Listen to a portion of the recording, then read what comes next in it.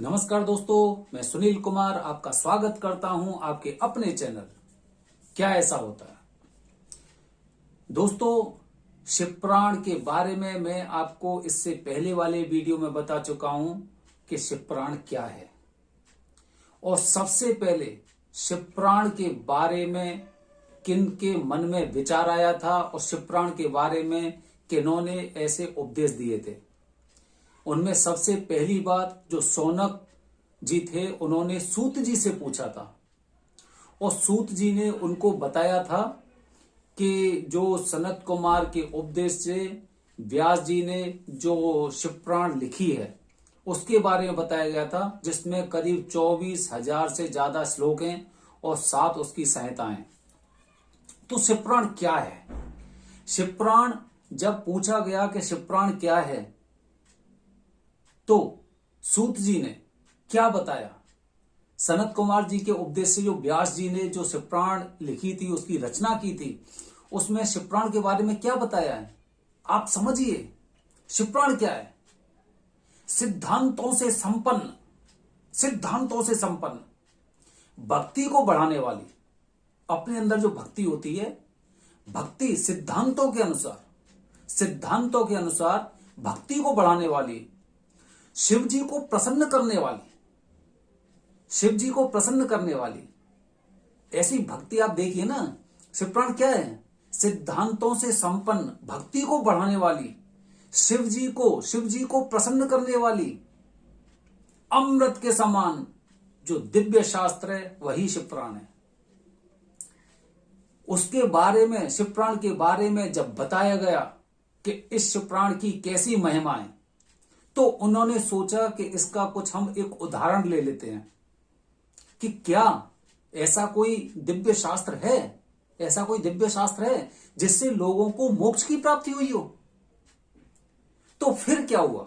फिर शौनक जी ने सूत जी से फिर कहा कि प्रभु, हमें कुछ ऐसी कोई एक कहानी बताइए या कुछ ऐसी जो घटना घटित हुई है उसके बारे में बताइए जिससे शिव पुराण के द्वारा मोक्ष को पाया हो। तो सूत जी ने कहा, मन में से संदेह खत्म होने चाहिए। तो मन में से संदेह खत्म कब होंगे? जब उसका कोई एग्जाम्पल देते हैं। जैसे आपने मैथमेटिक्स में भी देखा होगा, साइंस में देखा होगा, जब टीचर पढ़ाते हैं, स्टूडेंट क्वेश्चन पूछते हैं, तो उनके क्वेश्चन का आंसर वो किसी ना किसी एक एग्जाम्पल से देते हैं। ऐसे ही उन्होंने बताया। तो सूत जी ने जब शौनक जी को बताया, शौनक जी को क्या बताया? एक देवराज नाम के ब्राह्मण थे, देवराज नाम के ब्राह्मण थे, उनकी कथा के बारे में बताया। उनकी कथा के बारे में बताया कि जो देवराज थे, देवराज एक किरात नगर में रहते थे। एक गांव था किरात, उसमें रहते थे। और देवराज की जो पूरी दिनचर्या थी, वो सारी दिनचर्या उनकी एकदम अधर्मी के अनुसार थी। अधर्मी, अधर्मी समझते हो? जिसके अंदर धर्म का लेस मात्र भी गुण ना हो, पूर्ण रूप से अधर्मी, वैश्यागामी, घमंडी, धर्म पर ना चलने वाले और लोगों को ठगने वाले, जालसाज, ऐसे लोग होते हैं ना। तो उनके अंदर धर्म का एक भी गुण नहीं था। ऐसे अधर्मी थे वो, बहुत बुरी तरह से अधर्मी। जाने कितने लोगों को उन्होंने मार डाला था उस समय, और उनके धन को खुद हड़प लिया था। परस्त्रीगामी, वो वैश्यावृत्ति में बहुत ही ज्यादा लीन थे। और धर्म के नाम पर जैसे सुई की नोक होती ना, उतना भी उनके अंदर प्रवृत्ति नहीं थी धर्म करने की। तो उनका कार्य केवल यही था, लोगों को ठगना और गलत तरीके से पैसा इकट्ठा करके और उससे अपने जीवन का पालन पोषण करना। इसी उद्देश्य से वो ऐसे ही किसी एक दिन, और वो कहीं दूर चले गए थे मार्ग में। जैसे आपने देखा होगा पहले के टाइम पे, उस समय कितने दूर दूर घर हुआ करते थे, गांव भी ऐसे थे, एक गांव से दूसरे गांव ऐसे जाते हैं। पता चल जाती थी कि भाई वहां पे सप्ताह हो रही है, भागवत हो रही है, या फिर कोई ऐसा धार्मिक कार्यक्रम हो रहा है, तो लोग बड़े गांव के गांव जाते थे वहां पे। तो जब वो एक बार ऐसे किसी गांव में गए, तो एक बार क्या हुआ कि वहां पे कोई एक शिवालय था और शिवालय में शिवपुराण का पाठ चल रहा था। वो थक गया था, देवराज थक गया था। उसने सोचा, जो देवराज ब्राह्मण था वो थक गया था। उसने सोचा चलो थोड़ी देर तक यहाँ पे काफी लोग बैठे हुए हैं, यहाँ पे थोड़ी देर बैठ लो, आराम कर लेते हैं।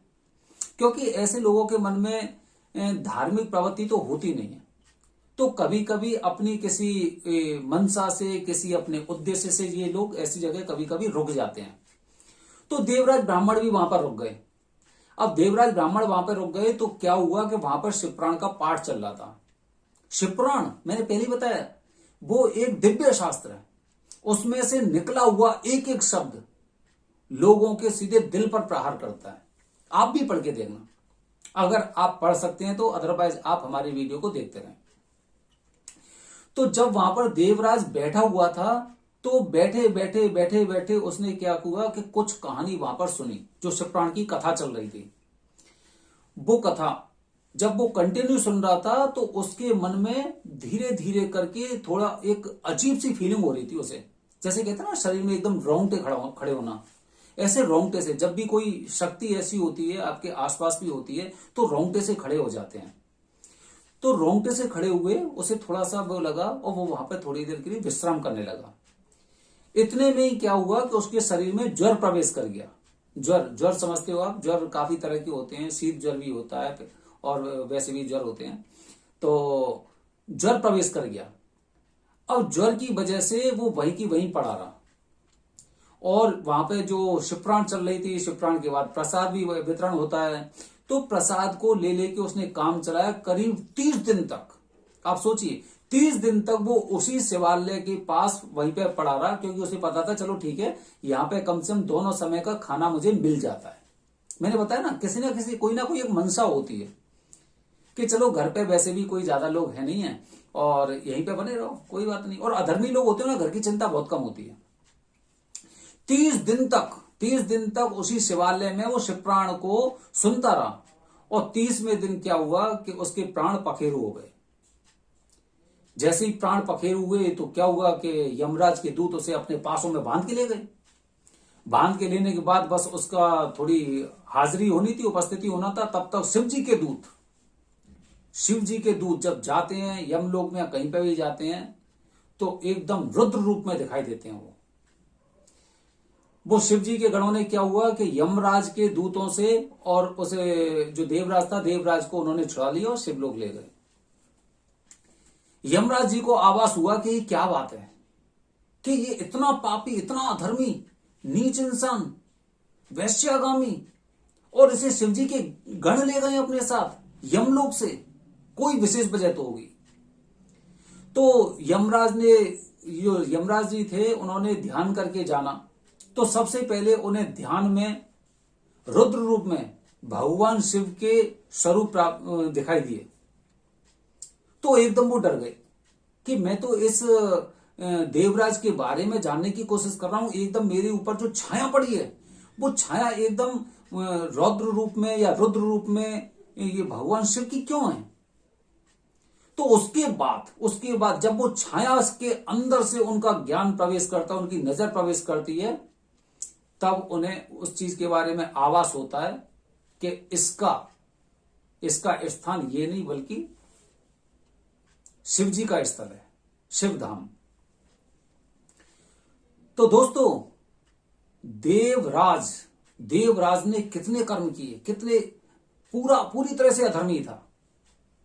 पूरी तरह से अधर्मी होने के बावजूद भी केवल शिवपुराण का पाठ सुनने से उसे शिवलोक की प्राप्ति हुई। भगवान शिव जी के धाम में गया और वहां पर जाकर साक्षात भोलेनाथ जी के दर्शन किए और दर्शन करने के बाद उसे मोक्ष की प्राप्ति हुई। कैसे हुआ? हम कहते हैं ना काफी बार कि यार इसके तो बहुत बुरे कर्म है, फिर भी इसके साथ इतना अच्छा क्यों हो रहा है? क्योंकि कोई ना कोई ऐसा काम होता है, चाहे वो आपकी जानकारी में हो या अनजाने में कभी ऐसे काम हो जाते हैं, उसका फल तो मिलता ही है।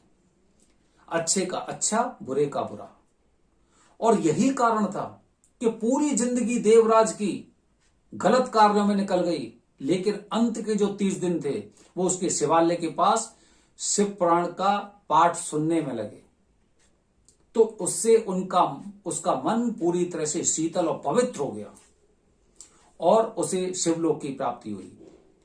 ये कथा जब सूत जी ने शौनक जी को सुनाई तो उन्होंने बड़ी ठंडी सांस ली और बड़े खुश हुए कि जिस शिवपुराण के बारे में या जिस चीज के बारे में कलयुग में लोगों के भले भले के लिए मैं जिस चीज के बारे में सोच रहा था वो तो इतना आसान है कि उसे हर इंसान कर सकता है, फिर तो कम से कम कलयुग में भी धर्म बचा रहेगा, क्योंकि कोई ना कोई तो इन शिवपुराण का पाठ करेगा। तो इस तरह देवराज ब्राह्मण ने शिव गति को पाया, मोक्ष पाया केवल शिवपुराण का पाठ सुनने से। तो शिवपुराण, यही शिवपुराण है, मैंने जैसे आपको बताया पहले, सिद्धांतों से संपन्न,